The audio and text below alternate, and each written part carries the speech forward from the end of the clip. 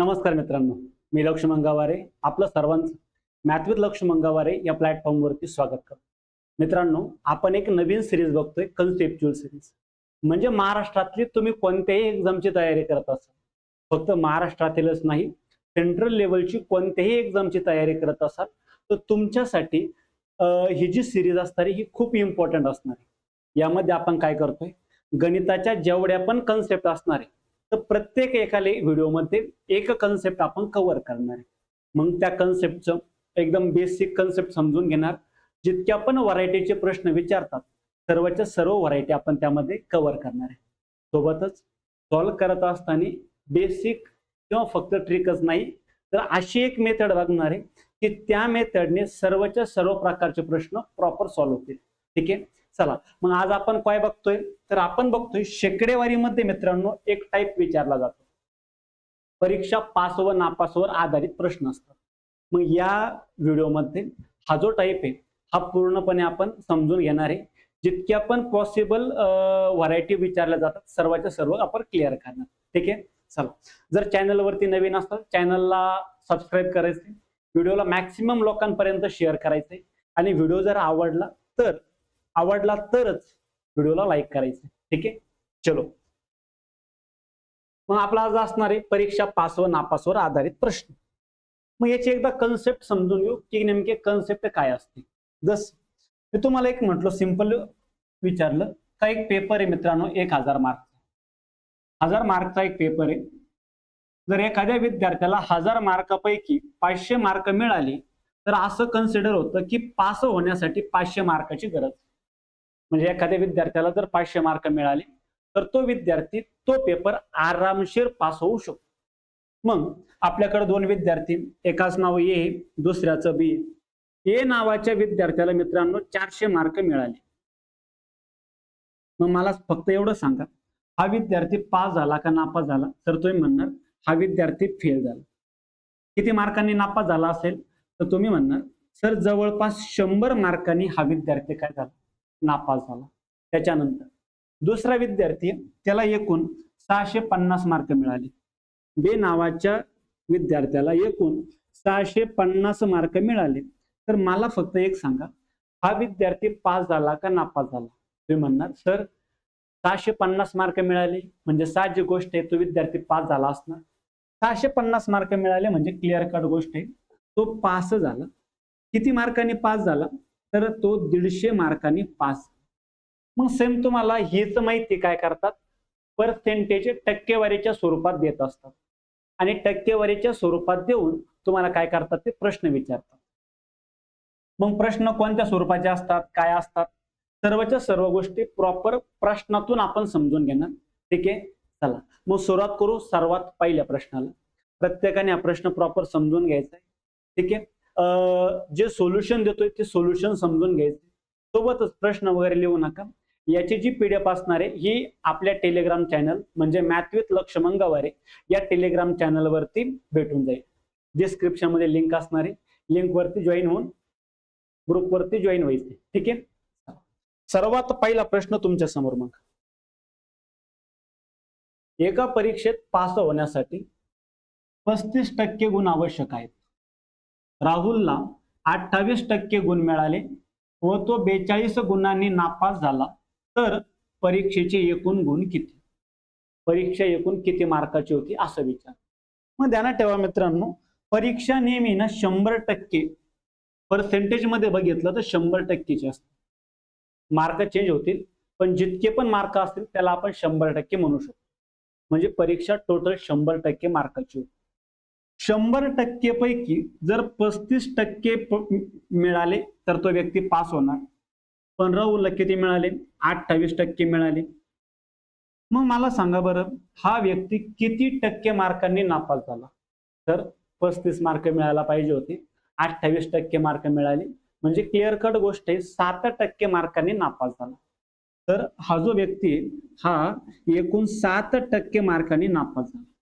पण प्रश्नाचं म्हणणं काय, तो 42 गुणांनी नापास झाला म्हणजे 7%ची व्हॅल्यू 42 मार्क आहे। 7%ची किंमत किती आहे? 42 मार्क। विचारलं काय, परीक्षा एकूण किती गुणांची होती? तर परीक्षा एकूण 100% गुणाची होती. मग याला सॉल्व्ह करायचं. याला सॉल्व्ह करत असताना आपण 2 ते 3 मेथडने सॉल्व्ह करू शकतो. जसं 7च्या किती पट आहे? 7ला कितीनं गुणलं का 42 होतील?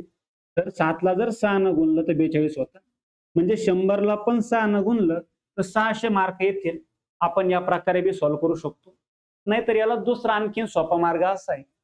ज्याची किंमत दिलेली असेल त्याला भागाकारात लिहायचं. ज्याची किंमत काढायची असेल त्याला गुणाकारात लिहायचं. जसं 7% ची किंमत दिलेली आहे, 7ला भागाकारात लिहिलं. 100% ची किंमत काढायची, 100ला गुणाकारात लिहिलं. 7ची किंमत किती आहे? 42 मार्क. बस सॉल्व्ह करा. 7 एका 7, 7 चौकोन 42. 100 गुणिले 6 म्हणजे आपण म्हणणार एकूण 600 मार्काचा पेपर होता. 600 मार्काचा पेपर म्हणजे ऑप्शन ए आपलं उत्तर आलं. क्लिअर? समजतंय ना? ओके, ठीक आहे. चला आता पुढचा प्रश्न. हा प्रश्न काय बघा. एका परीक्षेत पास होण्यासाठी 36% गुण आवश्यक आहेत. एका विद्यार्थ्याला 24% गुण मिळतात व तो 28 गुणांनी नापास होतो. त्याच परीक्षेत पास होण्यासाठी किती गुण आवश्यक आहेत? पासिंग मार्क आपल्याला सांगायचे. मग आपण सिंपल लिहू शकतो. तर जो पेपर असणार आहे तो 100% मार्काचा असणार आहे. परंतु जर कधी एखाद्या विद्यार्थ्याला 36% गुण मिळाले तर तो विद्यार्थी पेपर पास होऊ शकतो. पण झालं काय? आपला जो विद्यार्थी होता त्याला किती मिळाले? 24% मिळाले. मग तो किती टक्के विद्यार्थी गुणांनी नापास झाला बरं? तर 36% गुण मिळायला पाहिजे होते, 24% गुण मिळाले. म्हणजे एकूण 12% गुणांनी नापास झाला. पण प्रश्नाचं म्हणणं आहे का तो 28 गुणांनी नापास झाला. 28 मार्कने काय झाला? नापास झाला. त्यांनी काय विचारलं बरं आता? म्हणजे 12% ची किंमत 28 मार्क आली इथपर्यंत आपल्याला समजलं. पण विचारलेलं काय आहे? एकूण परीक्षेचे मार्क विचारलेले आहेत का फक्त पासिंग मार्क विचारलेले? तर फक्त पासिंग मार्क विचारलेले. मग पासिंग किती टक्केला होतं? 36%ला. म्हणजे आपल्याला काय करायचंय? 12%ची किंमत दिलेली आहे, 36%ची किंमत काढायची.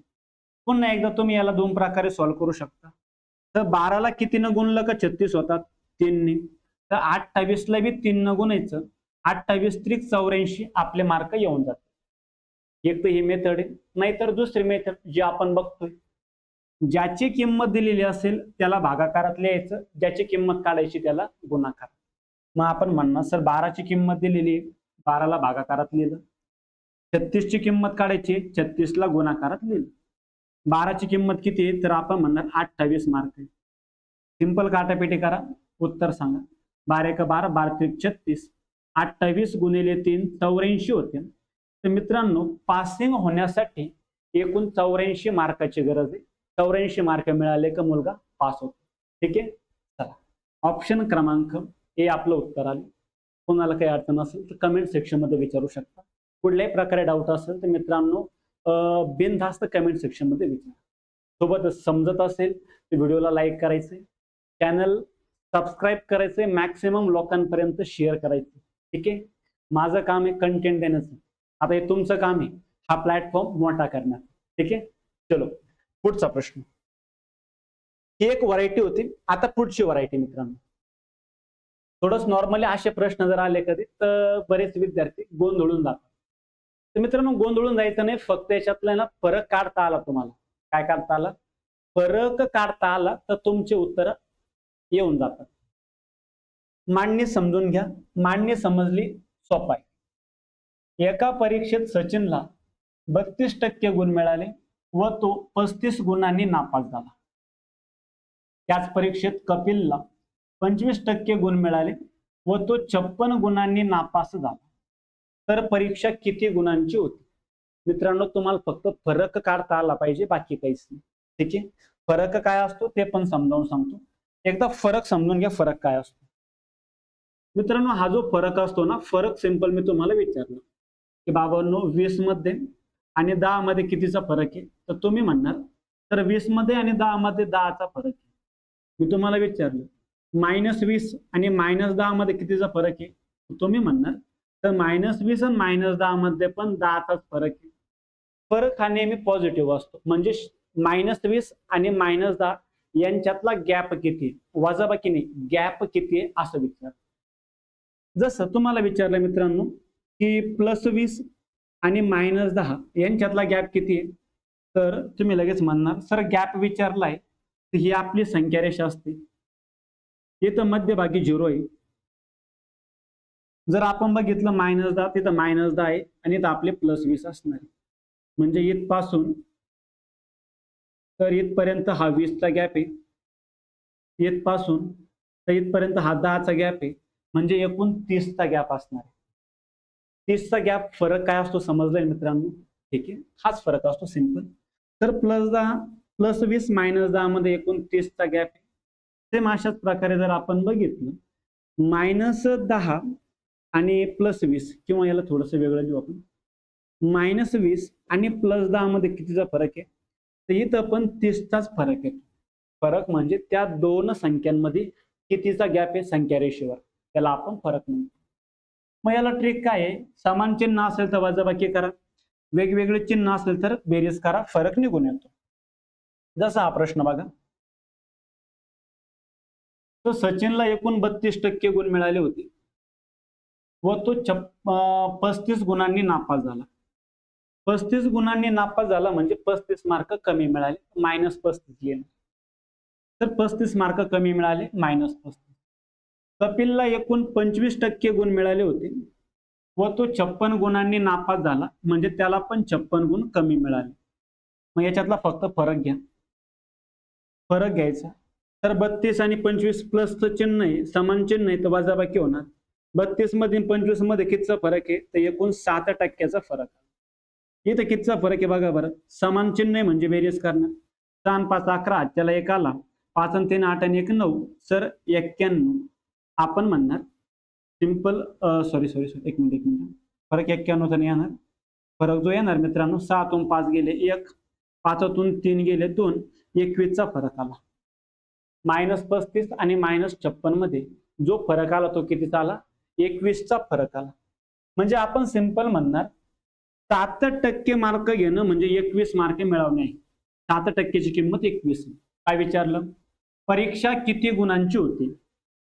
बच्चा बच्चा जानता है का कोणता पण पेपर हा 100% मार्काचा असतो. 7%ची किंमत 21 आहे, त्यांनी विचारलं 100%ची किंमत किती असणार आहे. पुन्हा एकदा तुम्ही याला वाटेल त्या प्रकारे, तर 7ला 3 न गुणलं 21 होतं, 100ला बी 3 न गुणायचं, 100 त्रिक 300, म्हणजे आपण म्हणणार पेपर 300 मार्काचा होता. ऑप्शन बी आपलं उत्तर आलं. क्लिअर, एकदम सोपा आहे मित्रांनो, फक्त तुम्हाला काय करायचं, फरक घेता आला.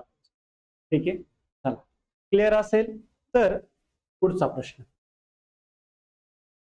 प्रश्न प्रॉपर वाचायचा आहे, व्हिडिओ पॉज करायचा आहे, सॉल्व्ह करण्याचा प्रयत्न करायचा आहे. सोल्युशन आलं तरीही, तुमचं उत्तर आलं तरी पण सोल्युशन एकदा बघायचं. ठीक आहे, एका परीक्षेत आकाशला 35% गुण मिळाले व तो 72 गुणांनी नापास झाला. अभिजितला त्याच परीक्षेत 60% गुण मिळाले व त्याला पास होण्यासाठी आवश्यक गुणांपेक्षा 108 गुण जास्त मिळाले. तर पास होण्यासाठी किती टक्के गुण आवश्यक आहे, काय विचारलंय बघा, पास होण्यासाठी किती टक्के गुण आवश्यक आहेत. मग आपण सिंपल म्हणणार, तर एक विद्यार्थी होता आकाश नावाचा, त्याला एकूण 35% गुण मिळाले आणि तो 72 गुणांनी नापास झाला, म्हणजे -72 गुण कमी मिळाले. त्यानंतर अभिजितला 60% गुण मिळाले व तो 108 गुण जास्त मिळाले, पास झाला. त्याला पासिंग मार्क पेक्षा 108 गुण जास्त मिळाले, पास झाला म्हणून +108. बस आता याच्यातला गॅप घ्यायचा. मग आपण म्हणणार सर 35 आणि 60 मध्ये कितीचा गॅप आहे, 25चा गॅप आहे. त्यानंतर 72 आणि 108 मध्ये मित्रांनो, तर आपण म्हणणार 180चा गॅप आहे. फरक बघायचा, 35 60 समान चिन्ह होतं, वजाबाकी केली, वेगवेगळं चिन्ह होतं, बेरीज केली. 25%ची किंमत 180 मार्क आली. त्यांनी विचारलंय पास होण्यासाठी किती गुणांची आवश्यकता आहे, पण ते टक्केवारीमध्ये विचारलंय. मग आपण सिंपल म्हणणार, तर पास होण्यासाठी बघा आकाशला 35% गुण मिळाले होते. जर त्याला आणखीन 72 गुण मिळाले असते तर तो पास झाला असता. आकाशला 35% गुण मिळाले होते, आणखीन 72 मार्क मिळाले असते, पास झाला असता. म्हणजे आपले पासिंग मार्क येऊन जातील. ते पण टक्केवारीत पाहिजे. मग आपण बघणार 72 मार्क म्हणजे किती टक्के. तर 180 मार्क म्हणजे 25%. तर 72 मार्क म्हणजे किती टक्के आपल्याला काढायचं. मग ज्याची किंमत दिलेली आहे त्याला भागाकारात, ज्याची किंमत काढायची त्याला गुणाकारात. 180 ची किंमत किती आहे? 25. करा सॉल्व मग याला. तर 8 चौक 72, 8 10 180. 2 दुने 4, 2 पंचे 10, 5 5 25, 5 गुणिले 2 10. तर आपण म्हणणार 72 मार्क म्हणजे 10%. 72 मार्क म्हणजे किती आले? 10%. तर 35% प्लस 72 मार्क म्हणजे 10% आहेत. तर पास होण्यासाठी एकूण 45% गुणांची आवश्यकता आहे. 45% गुण म्हणजे ऑप्शन बी आपलं उत्तर आलं. संपला विषय. क्लिअर का? ठीक आहे. काय बोललो पुन्हा एकदा मित्रांनो, ही सिरीज तुमच्यासाठी रामबाण ठरणार आहे. जेवढे पण पॉसिबल टाईपचे गणित विचारल्या जातात, सर्वच्या सर्व व्हरायटी, सर्वच्या सर्व टाईप आपण एकदम बेसिक पासून कव्हर करणार. ठीक आहे. चला, हा जर व्हिडिओ क्वेश्चन्स क्लिअर झाला असेल, काय व्हिडिओ येते काही अडचण नाही. हा जर क्वेश्चन्स क्लिअर झाला असेल तर आता आपण पुढचा क्वेश्चन बघणार. हा एक क्वेश्चन बघा. असा क्वेश्चन नॉर्मली सरळ सेवामध्ये पोलीस भरतीला विचारला जातो. ठीक आहे. काय क्वेश्चन आहे बघा बरं. आणि SSCGDला पण असा एकदा विचारला होता. एका परीक्षेत एक विद्यार्थी पहिल्या पेपरमध्ये 200 पैकी 40% गुण मिळवतो. जर त्याला पूर्ण परीक्षेत 60% गुण मिळवायचे असेल तर दुसऱ्या पेपरमध्ये त्याला 200 पैकी किती टक्के घ्यावे लागते. प्रश्न प्रॉपर वाचा, प्रश्न समजून घ्या, सोपा आहे. एक परीक्षा आहे, त्या परीक्षामध्ये मित्रांनो एक पहिला पेपर आहे, दुसरा पेपर आहे. दोन्ही पेपर 200-200 मार्काचे. म्हणजे पूर्ण परीक्षा किती मार्काची आली? 400 मार्काची. तर पूर्ण परीक्षेमध्ये त्याला एकूण काय करायचं माहिती आहे का? किती टक्के गुण आहे? 60% गुण मिळवायचे. म्हणजे 400 मार्काच्या पेपरमध्ये 60% गुण मिळवायचे. 400चं 60% किती होतं सर? 4 × 24 म्हणजे त्याला एकूण 240 मार्क मिळवायचे. पहिल्या प्रश्नात पहिल्या पेपरमध्ये किती गुण मिळाले? पहिल्या पेपरमध्ये 40% गुण मिळाले. 200चं 40% किती आलं? 80. तर पहिल्या पेपरमध्ये त्याला 80 गुण मिळाले. दोन्ही पेपर मिळून 240 मार्क मिळवायचे. म्हणजे कुठंतरी त्याला दुसऱ्या पेपरमध्ये 240 मधून 80 गेले, 160 उरले. म्हणजे दुसऱ्या पेपरमध्ये त्याला 160 मार्क घ्यायचे. पण त्याने टक्केवारीत विचारलं, मग आपण म्हणणार 200 पैकी 160 गुण घ्यायचे. टक्केवारी काढायचं म्हणून 100, 2 झिरो कटले, 160 भागिले 2 म्हणजे मित्रांनो आपलं उत्तर आलं 80%. ऑप्शन डी आपलं उत्तर. क्लिअर का? काही अडचण कोणाला? सर्वांना प्रॉपर समजलंय ना? ठीक आहे मित्रांनो, इथपर्यंत जर क्लिअर असेल तर हा एक प्रश्न आहे जो की तुम्हाला होमवर्क साठी, आणि याचं उत्तर मला कमेंट सेक्शन मध्ये नक्की सांगायचंय की नेमके याचं उत्तर काय येतं. ठीक आहे. चला आता इथं थांबून घेऊ. व्हिडिओ जर आवडला असेल तर मित्रांनो व्हिडिओला लाईक करायचं, चॅनलवरती नवीन असेल चॅनलला सबस्क्राईब करा, मॅक्सिमम लोकांपर्यंत हा व्हिडिओ शेअर करत चला. ठीक आहे. चला थांबून घेऊ मित्रांनो. जय हिंद सर्वांना. धन्यवाद.